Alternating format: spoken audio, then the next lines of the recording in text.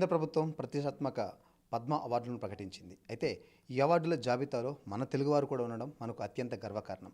గత 50 ఏళ్లుగా అవధానులుగా ఉంటూ ఎంతో విశేష కృషి చేసిన ఆయన గుర్తించి కేంద్ర ప్రభుత్వం పద్మశ్రీ అవార్డు ప్రకటించింది. ఆయన మనెవరో కాదు, మాడుగుల నాగఫణి శర్మ గారు. ఆయన ఈరోజు మనతో ఉన్నారు. ఆయనతో పలకరిద్దాం.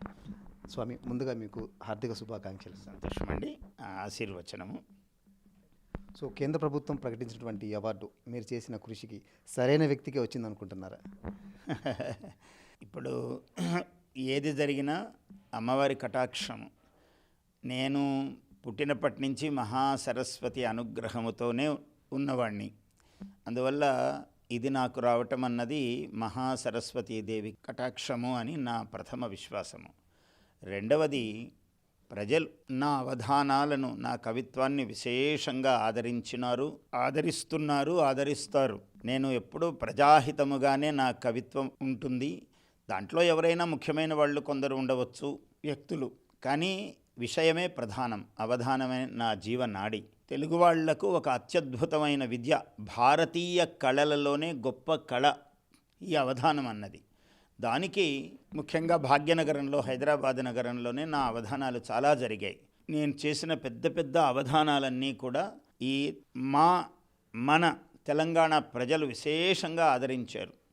నాకేమీ ఆంధ్ర, తెలంగాణ అలాంటి భేదం లేదు. రెండు చోట్ల నాకు అభిమానులు ఉన్నారు. ప్రజలు విశేషంగా ఇక్కడ అవధానము, పద్యము అన్నదే ప్రధానం, కానీ ఇక్కడ ఇంకేమీ ప్రధానం కాదు. అటువంటి దానికి ఆదరము కేంద్ర ప్రభుత్వం గుర్తించి ఇవ్వటం అన్నది నేను సంతోషిస్తున్నాను. ఎంతోమంది ఉన్నారు ఈ రంగంలో, ఎంతోమంది ఉన్నారు. మీకు ప్రత్యేకంగా మిమ్మల్ని గుర్తించింది. అదేవిధంగా ఎంతోమంది ప్రధానమంత్రుల ముందు, రాష్ట్రపతుల ముందు, ముఖ్యమంత్రుల ముందు మీరు ప్రవచించే అవకాశం మీకు దక్కింది. దీన్ని ఎలా ఫీల్ అవుతున్నారు? ఎంతోమంది ప్రధానము, ఒక పివి నరసింహారావు, ఎంత 14 భాషల్లో మహావిద్వాంసుడు ఆయన, అంత మెచ్చుకున్నారు. నేను అవధానినే, కానీ శర్మగారే అవధాని అన్నారు ఆయన. అది చాలు నిజంగా.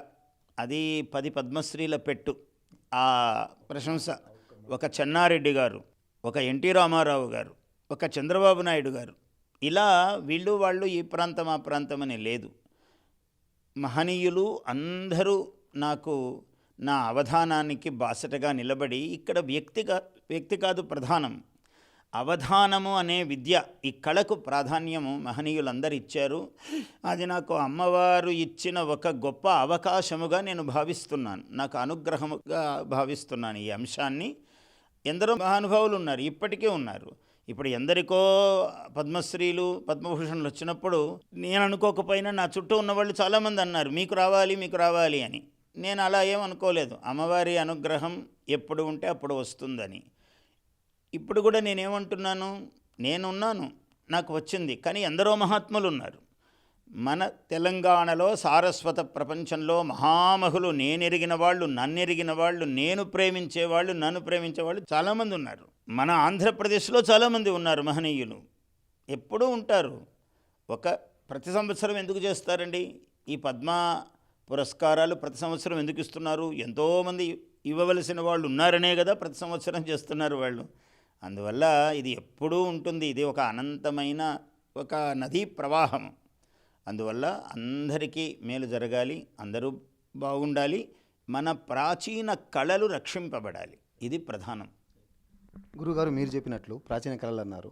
ఇప్పటి యువత ఎలా ఉందంటే, అసలు మన సంస్కృతి సంప్రదాయాలు పూర్తిగా పక్కన పెట్టేశారు. ఆఖరికి కొన్ని ప్రైవేట్ పాఠశాలలు తెలుగు మాట్లాడడం కూడా తప్పుగా భావిస్తున్నారు. పిల్లల్ని తెలుగు మాట్లాడితే కొట్టే స్థితి కూడా కొన్ని పాఠశాలలు ఉన్నాయి. దీని గురించి మీరేమంటారు?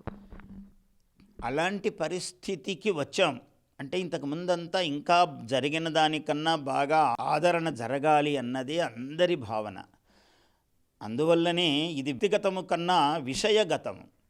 ఒక అవధానము అనే కళకు ఇచ్చిన గౌరవముగా మనము దీన్ని బాధ్యతగా, స్ఫూర్తిగా తీసుకుని, మీరే అంటున్నారు పరిస్థితులు నాకు కూడా తెలుసు, తెలుగుకు ప్రాధాన్యం తగ్గుతున్నది. మన భాషా సంస్కృతి పోగొట్టుకుని మానవ జీవితం ఏముంది, ఏం సారం ఉంది? ఇంకా ఏదో అన్నం తిని పడుకోవటమే కదా, అంతేనా జీవితం? మన కళలు పోగొట్టుకుంటే ఏముంది మనకు? అందువల్ల మన కళను, మన పద్యాన్ని, మన విద్యను, మన అవధానాన్ని, ప్రాచీన కళలను, ఒగ్గు కథ ఉంది, ఎంత గొప్పది, దాన్ని పోగొట్టుకుంటామా? మనకు హరికథ ఉంది, పోగొట్టుకుంటామా? ఇవన్నీ నిలుపుకోవాలి. ఒక కూచిపూడి నృత్యం ఉంది, ఒక భరతనాట్యం ఉన్నది, ఒక బతుకమ్మ పండుగ ఉన్నది, వీటిని పోగొట్టుకుంటామా మనం? సిద్ధంగా ఉన్నామా? అందువల్ల వీటిని పరిరక్షించుకునే బాధ్యత, ఇలాంటి సన్నివేశాలను మనము ఏదో ఉంటుంది, ఎవరికైనా రాని వాళ్లకు బాధ ఉంటుంది, వచ్చిన వాడికి సంతోషం ఉంటుంది, సాధారణమైన అంశం. ఎవరికైనా బాధ ఉంటే తప్పు కాదు, వీడు సంతోషిస్తేనూ తప్పు కాదు.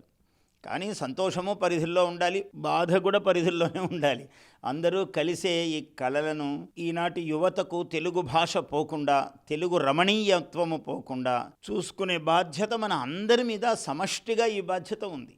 దాన్ని మనం స్వీకరించాలి. మీరు చెప్పినట్లు మన పాత కళలు కావచ్చు, మన సంస్కృతి సంప్రదాయాలు మన రాబోయే భావితరాలకు నేర్పించడంలో తల్లిదండ్రుల పాత్ర ఏ విధంగా ఉండాలి? అత్యంత ప్రధానమైనది. ప్రభుత్వాలకు బాధ్యత ఉండాలి అనేది అందరూ అంటుంటారు. ప్రభుత్వానికి బాధ్యత ఉండడం ఎంత ముఖ్యమో సమాజంలో తల్లిదండ్రులు అతి ముఖ్యముగా పిల్లలను నియంత్రణము చేసి ఒక మంచిని బోధించి నడిపించి మార్గము చెప్పి బోధించటం అన్నది తల్లిదండ్రులదే ప్రథమ కర్తవ్యం, తర్వాత అధ్యాపకులది, తర్వాత సమాజంలో ఉన్నటువంటి పెద్దలది. ఇలా దీన్ని అత్యంత ప్రధానంగా తీసుకోవాలి. తల్లిదండ్రులే ముందు. మన వేమన శతకంలో పద్యాలు, మన దాశరథి శతక పద్యాలు, సుమతి శతక పద్యాలు, ఇవన్నీ పిల్లలకు రావాలి. ఇవి వస్తే మన భాష నిలబడుతుంది, మన సంస్కృతి నిలబడుతుంది, మన జాతి గర్వించే స్థితికి వెళుతుంది. మీరు అనుకున్నారా స్వామి ఈ పద్మశ్రీ మిమ్మల్ని వరించబోతుంది అని? కానీ నేను అందరూ ఏళ్ల నుంచి అంటున్నారు మీకు రావాలి రావాలి అని. వస్తే అమ్మవారి కటాక్షం అనుకున్నాను, వచ్చింది అని ఫోన్ వచ్చింది, జయం తల్లి కటాక్షం అనుకున్నాను, అంతే. చివరిగా నేటి యువతకు మీరు ఇచ్చే సందేశం?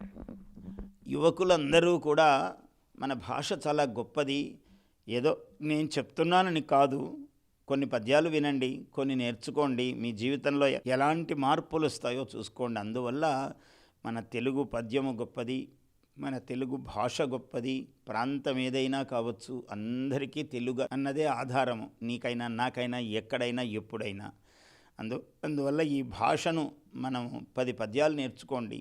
మీ మనస్సుకు, మీ ముఖానికి, మీ జీవితానికి ఎంత వికాసం ఉంటుందో చూడండి. అందువల్ల పద్యము జయించాలి, తెలుగు భాష జయించాలి, మన తెలంగాణ, మన ఆంధ్ర జయించాలి, మన భారతదేశం జయించాలి. ఇవాళ మన భారతదేశం ప్రపంచమంతా తల ఎత్తి చూసేంత గొప్పగా ఉన్నది. ఇక్కడ స్నానము గొప్ప, దానము గొప్ప, ఒక మాట గొప్ప, మంత్రము గొప్ప.